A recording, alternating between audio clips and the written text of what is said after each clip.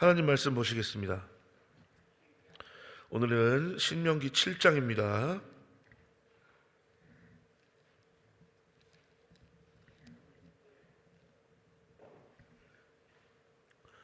제가 가진 성경은 구약 성경 272면에 있습니다. 찾으셨으면 아멘. 다 같이 합독하시겠습니다. 시작. 내 하나님 여호와께서 너를 인도하사 내가 가서 얻을 땅으로 들이시고 내 앞에서 여러 민족 헷 족속과 기르가스 족속과 아모리 족속과 가나안 족속과 브리스 족속과 히위 족속과 여부스 족속 곧 너보다 많고 힘이 있는 7 족속을 쫓아내실 때에 내 하나님 여호와께서 그들을 내게 붙여 너로 치게 하시리니 그때에 너는 그들을 진멸할 것이라. 그들과 무슨 언약도 말 것이요 그들을 불쌍히 여기지도 말 것이며 또 그들과 혼인하지 말지니 내 딸을 그 아들에게 주지 말 것이요 그 딸로 내 며느리를 삼지 말 것은 그가 내 아들을 유혹하여 그로 여호와를 떠나고 다른 신들을 섬기게 하므로 여호와께서 너희에게 진노하사 갑자기 너희를 멸하실 것임이니라. 오직 너희가 그들에게 행할 것은 이러하니 그들이 단을 헐며 주상을 깨뜨리며 아세라 목상을 찍으며 조각한 우상들을 불사를 것이니라. 너는 여호와 내 하나님의 성민이라. 내 하나님 여호와께서 지상 만민 중에서 너를 자기 기업의 백성으로 택하셨나니 여호와께서 너희를 기뻐하시고 너희를 택하심은 너희가 다른 민족보다 수요가 많은 연고가 아니라 너희는 모든 민족 중에 가장 적으니라. 여호와께서 다만 너희를 사랑하심을 인하여 또는 너희 열조에게 하신 맹세를 지키려 하심을 인하여 자기의 권능의 손으로 너희를 인도하여 내시되 너희를 그 종되었던 집에서 애굽 왕 바로의 손에서 속량하셨나니 그런즉 너는 알라. 오직 내 하나님 여호와는 하나님이시요 신실하신 하나님이시라. 그를 사랑하고 그 계명을 지키는 자에게는 천대까지 그 언약을 이행하시며 인애를 베푸시되 그를 미워하는 자에게는 당장에 보응하여 멸하시나니 여호와는 자기를 미워하는 자에게 지체하지 아니하시고 당장에 그에게 보응하시느니라. 그런즉 너는 오늘날 내가 내게 명하는 명령과 규례와 법도를 지켜 행할지니라. 너희가 이 모든 법도를 듣고 지켜 행하면 내 하나님 여호와께서 내 열조에게 맹세하신 언약을 지켜 내게 인애를 베푸실 것이라. 곧 너를 사랑하시고 복을 주사 너로 번성케 하시되 내게 주리라고 내 열조에게 맹세하신 땅에서 내 소생에게 은혜를 베푸시며 내 토지 소산과 곡식과 포도주와 기름을 풍성케 하시고 내 소와 양을 번식케 하시리니 내가 복을 받음이 만민보다 우승하여 너희 중의 남녀와 너희 짐승의 암수에 생육하지 못함이 없을 것이며 여호와께서 또 모든 질명을 내게서 멀리하사 너희가 아는 바 그 애굽의 악질이 내게 임하지 않게 하시고 너를 미워하는 모든 자에게 임하게 하실 것이라. 내 하나님 여호와께서 내게 붙이신 모든 민족을 내 눈이 긍휼히 보지 말고 진멸하고 그 신을 섬기지 말라. 그것이 내게 올무가 되리라. 내가 혹시 심중에 이르기를 이 민족들이 나보다 많으니 내가 어찌 그를 쫓아낼 수 있으리요 하리라마는 그들을 두려워 말고 내 하나님 여호와께서 바로와 온 애굽에 행하신 것을 잘 기억하되 내 하나님 여호와께서 너를 인도하여 내실 때에 내가 목도한 큰 시험과 이적과 기사와 강한 손과 편팔을 기억하라. 그와 같이 내 하나님 여호와께서 내가 두려워하는 모든 민족에게 행하실 것이요 내 하나님 여호와께서 또 왕벌을 그들 중에 보내어 그들의 남은 자와 너를 피하여 숨은 자를 멸하시리니 너는 그들을 두려워 말라. 너의 하나님 여호와 곧 크고 두려운 하나님이 너희 중에 계심이니라. 내 하나님 여호와께서 이 민족들을 내 앞에서 점점 쫓아내시리니 너는 그들을 급히 멸하지 말라. 두렵건대 들짐승이 번성하여 너를 해할까 하노라. 내 하나님 여호와께서 그들을 내게 붙이시고 그들을 크게 요란케 하여 필경은 진멸하시고 그들의 왕들을 내 손에 붙이시리니 너는 그 이름을 천하에서 제하여 버리라. 너를 당할 자가 없이 내가 필경은 그들을 진멸하리라. 너는 그들의 조각한 신상들을 불사르고 그것에 입힌 은이나 금을 탐내지 말며 취하지 말라. 두렵건대 내가 그것으로 인하여 올무에 들까 하노니 이는 내 하나님 여호와의 가증히 여기시는 것임이니라. 너는 가증한 것을 내 집에 들이지 말라. 너도 그와 같이 진멸당할 것이 될까 하노라. 너는 그것을 극히 꺼리며 심히 미워하라. 그것은 진멸당할 것임이니라. 아멘. 효와 행복 보시겠습니다. 오늘은 두려움과 상관없는 하나님의 자녀입니다. 신명기 7장 21절 요절 말씀 다시 한번 읽습니다. 시작. 너는 그들을 두려워 말라.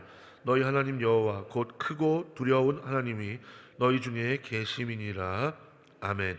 본장에서 이스라엘이 가나안 땅의 원주민들과 장차 어떠한 관계를 맺을 것인지에 대하여 설명하고 있다. 통상적으로 표현되고 있는 가나안의 7 민족들과는 어떠한 계약도 맺어서는 안 되며 도리어 이 민족들을 멸해야 한다고 전하고 있다. 그러므로 가나안 땅에 살고 있는 이방 민족들과 이스라엘 백성 사이에는 어떠한 인척 관계 즉 혼인도 성립될 수 없었다. 이것은 이방 민족들로 인해 하나님을 배반하게 될지도 모르기 때문에 내려진 조처이다. 이어서 하나님께서는 모든 법도를 듣고 지켜 행하면 하나님께서 약속하신 대로 인애를 베푸시지만 반대로 하나님을 거역할 때에는 철저하게 보응하실 것을 말씀하셨다. 또한 하나님께서는 이스라엘 백성이 우세한 적의 위력을 보고 갑작스럽게 용기를 잃어버릴 것을 염려하시며 과거에 애굽인에게 보여주셨던 위대한 하나님의 능력을 상기시키신다.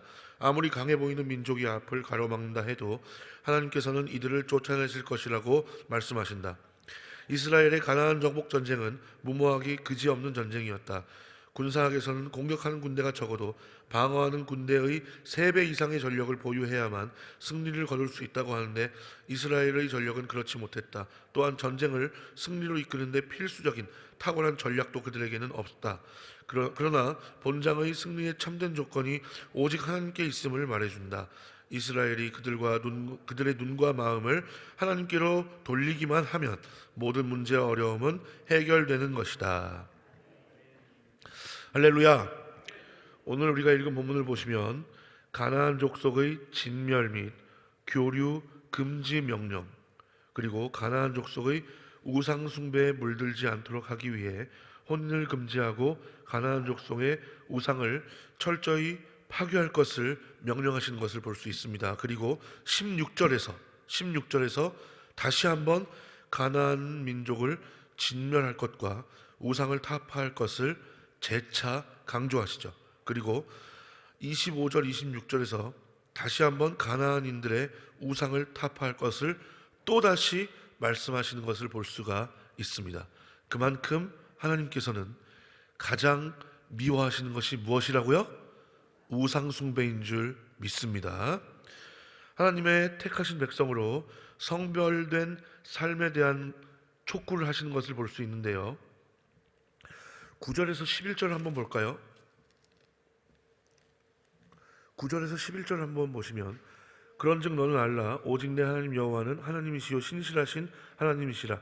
그를 사랑하고 그 계명을 지키는 자에게는 천대까지 그 언약을 이행하시고 인애를 베푸시지만 그를 미워하는 자에게는 당장에 보응하시며 멸하시나니 하나님은 자기를 미워하는 자에게 지체하지 아니하시고 당장에 그에게 보응하신다라고 말씀하시죠. 그러므로 너는 오늘날 내가 내게 명령하는 명령과 규례와 법도를 지켜서 행할지라라고 그렇게 명령하시면서 하나님께서 말씀하신 율법과 우리가 나아가야 할 방향에 준수하는 그것에 따르는 은혜와 축복을 강조하는 것을 볼 수 있죠. 그리고 가나안 정복 전쟁에 앞서서 혹시나 두려움을 가질 수도 있는 백성들에게 출애굽 당시의 여호와의 능력을 이제 다시 한번 하나님의 능력을 상기시킴으로써 하나님께서 함께 하심으로 인한 승리의 확실성을 강조하며 격려하는 것을 볼 수가 있습니다. 오늘 우리가 읽은 이 본문의 배경을 통해서 2가지를 꼭 기억할 수 있었으면 좋겠는데요.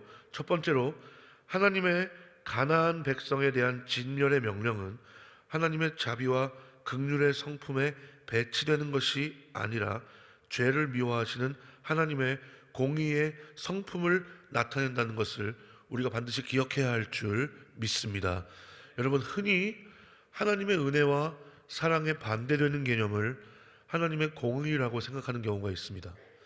하나님의 사랑과 하나님의 은혜에 반대되는 개념을 하나님의 공의다라고 그렇게 생각하고 계시는 분이 혹시 있을지 모르는데요.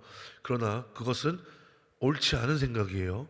하나님의 은혜와 사랑과 하나님의 공의는 항상 부부와 같이 항상 함께 가야 하는 그런 개념입니다. 왜냐하면 하나님의 사랑이 완전한 이유는, 인간의 사랑과 달리 하나님의 사랑과 은혜가 완전한 이유는 뭐냐면요, 그 안에 하나님의 공의가 포함되어 있기 때문인 줄 믿습니다.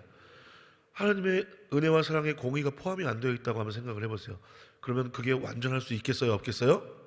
없는 거예요. 인간의 사랑과 다를 바가 없는 거죠. 시시때때로 변할 수 있고, 그리고 내가 사랑하는 사람 위주로 팔이 안으로 굽다 못해서 팔이 비틀어지는 그런 경우도 발생할 수가 있는 거예요. 하지만 하나님의 은혜와 하나님의 사랑 안에는 하나님의 완전하신 공의가 함께 하실 수 있기 때문에 예수 그리스도께서 성육신 하실 수 있도록 해주신 그런 은혜까지도 우리에게 베풀어 주시는 줄 믿습니다. 그렇게 하나님의 은혜와 하나님의 사랑은 언제나 어떻게 있는 개념이다? 함께 있는 개념이다라고 하는 거예요. 공의의 하나님의 속성이 나타나고 하나님의 사랑의, 은혜의 그 하나님의 공의의 속성이 나타나는 거죠. 하나님의 공의에 하나님의 은혜와 사랑의 속성이 나타나지 않는다, 한번 생각을 해보세요. 그러면 하나님의 공의는 피도 눈물도 없는 그런 무자비함과 같은 것이 될 수가 있는 거예요. 자, 하지만 하나님의 공의가 그렇지 않은 이유는 하나님의 공의 안에는 반드시 하나님의 은혜와 사랑을 포함한다, 포함하지 않는다? 포함한다라는 것이죠. 그렇기 때문에 하나님의 은혜와 하나님의 사랑과 공의는 언제나 함께 가야 하는 것이고 상호 보완적인 개념이다 라고 하는 거예요. 은혜의 속성을 공의가 메꿔주고 또 공의의 부족한 점을 은혜와 사랑의 속성이 메꿔주는 것이죠. 여러분, 그렇지 않다면 이 세상에 하나님의 의를 만족시킬 수 있는 사람이 있어요, 없어요? 단 한 명도 없는 줄 믿습니다. 하나님의 은혜를 덧입고 거듭날 수 있는 사람이 단 한 명도 없지만, 그러나 그 안에 하나님의 무조건적인 은혜와 사랑의 속성이 담겨 있기 때문에 우리가 그렇게 될 수 있다는 거죠. 자, 그러면 하나님의 은혜와 공의에 반대되는 개념은 뭐예요? 바로 인간의 불의라고 하는 거예요. 하나님은 불의를 미워하시는 줄 믿습니다. 인간이 하나님 앞에 징벌을 받고 하나님 앞에 심판받는 것은 하나님의 공의에 은혜와 사랑이 없는 그런 무자비함이 아니라 인간의 무엇 때문이에요? 불의함 때문이에요. 특별히 가나안 백성이 그렇게 진멸받은 이유는 그들이 무엇 때문에? 특별히 우상 숭배 때문에, 그리고 하나님 앞에 죄악된 그런 모습 때문에 진멸을 당하고 심판을 받는 것이지, 하나님의 공의가 무자비한 그런 폭력과 같은 것이 아니기 때문이라는 거죠. 그러므로 우리는 가나안 백성의 진멸 명령은 하나님의 자비와 긍휼의 성품에 배치되는 것이 아니라 죄를 미워하시는 하나님의 거룩한 성품을 나타내 보여준다는 것을 반드시 기억해야 할 줄 믿습니다. 그리고 우리의 삶에서도 주님께서 그렇게 미워하시는 우상들을 어떻게 해야겠어요? 제거해야겠죠. 우상은 반드시 무슨 형상을 세워놓고 비나이다 하는 것뿐만이 아니라 우리가 그토록 마음에 바라는 소원들, 우리가 그토록 바라는데 아직까지 주어지지 않은 나에게 결핍된 것들, 그리고 다른 하나님보다 앞서는 하나님만이 주실 수 있는 것을 내가 얻으려고 애쓰고 힘쓰는 그것들이 바로 우리의 우상이 될 수도 있습니다. 그러므로 우리는 그것이 하나님보다 앞서지 않는지 잘 생각해보고 그 하나님께서 그토록 미워하시는 현대판 우상 숭배에 빠지지 않도록 힘쓰고 기도하고 애쓰고 노력하며 나아갈 수 있는 저와 여러분들이 되시기를 주님의 이름으로 간절히 부탁을 드리겠습니다. 두 번째로 우리가 기억해야 할 것이 뭐냐면요, 우리는 세상과 구별된 신실한 순종으로 나아가야 한다는 것이죠. 오늘 하나님은 모세를 통하여 이스라엘 백성들이 구별된 삶을 살아야 할 근거를 하나님의 주권적 선택에 있다는 사실을 말하고 있어요. 그렇죠? 이스라엘은 다른 민족에 비해서 잘나거나 어떤 특별한 공로가 있어서가 아니라 그들이 모든 민족 중에서 굉장히 적은 민족임에도 불구하고 오직 하나님께서 그분의 기뻐하시는 뜻에 따라 택하셨으므로 그들은 당연히 자신들을 하나님의 자녀로 백성으로 삼아주신 그 뜻에 따라서 어떻게 해야 된다고요? 구별된 삶을 살아야 한다라고 그렇게 이야기하고 있는 거죠. 이 말씀은 오늘날 세상 속에서 살아가는 그리스도인들에게도 동일하게 적용되는 말씀인 줄 믿습니다. 믿음이라고 하는 단어 피스티스에는 어떤 의미도 담겨 있는지 아세요? 피스티스라고 하는 믿음이라고 하는 그 헬라어 단어에는 충성과 신실함이라는 의미도 함께 담겨져 있습니다. 즉 믿음이라고 하는 것은 충성과 신실함을 배제할 수 있다 없다? 배제할 수 없다고 하는 것이지요. 자, 그런 의미에서 볼 때 여러분, 우리는 주님 주신 말씀에 따라 여러 가지 환경에도 불구하고 충성되게 신실하게 성실하게 예수 그리스도의 분량에 이르기까지 깊이 있는 순종으로 나아가기 위해서 기도하며 노력해야 할 줄 믿습니다. 누구처럼요? 이날 이때의 이스라엘 백성들처럼요. 우리도 그렇게 나아갈 때 주님께서 오늘 우리에게 약속하신 그 은혜의 말씀이 우리에게 생명의 말씀으로 능력의 말씀으로 역사하실 줄 믿습니다. 우리는 반드시 기억해야 합니다. 하나님의 행동은 이해하려고 하기보다는 믿음으로 받아들이고 순종하려고 노력할 때 그 깊이 있는 의미를 더욱더 깨닫게 될 줄 믿습니다.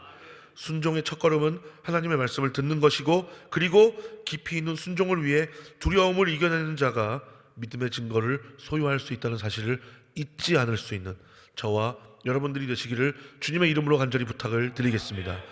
그리고 우리의 삶에서 우상을 제거하기 위해서 힘쓰고 주신 말씀에 따라서 순종하면서 나아가기 위해 노력한다면 여러분, 순종하는 자에게 천대까지 그 은혜를 베푸시겠다고 하는 그 말씀이 우리에게 생명의 말씀, 능력의 말씀으로 역사할 줄 믿습니다. 그 은혜가 우리의 믿음의 증거로 소유되고, 그리고 널리 그 은혜를 전하며, 그리고 주님 다시 오셨을 때 잘했다 칭찬받는 은혜의 자리에서 우리가 모두 만날 수 있는 그런 복된 인생을 사는 저와 여러분들이 되시기를 주님의 이름으로 축원합니다. 기도하겠습니다. 하나님 감사합니다. 주님께서는 우리에게 주님의 말씀에 순종할 것과 우상을 숭배하지 말 것을 오늘날에도 여전히 말씀하시는 줄 믿습니다. 주님, 우리가 주님의 말씀을 허투루 듣지 않을 수 있도록 인도하여 주시옵시고, 진정 우리의 삶에서 주님만이 주실 수 있는 것을 내가 얻으려고 그 자리에 채우려고 주님보다 앞세우지 않을 수 있도록 인도하여 주시옵소서. 이것이 우리의 힘으로 되지 않사오니 주님 성령으로 충만케 하여 주셔서 우리가 그렇게 나아갈 수 있도록, 그리고 주의 은혜의 약속을 우리가 믿음의 증거로 소유할 수 있도록 주님 은혜를 더하여 주시옵소서. 예수님의 이름으로 감사하며 축복하며 기도드리옵나이다. 아멘.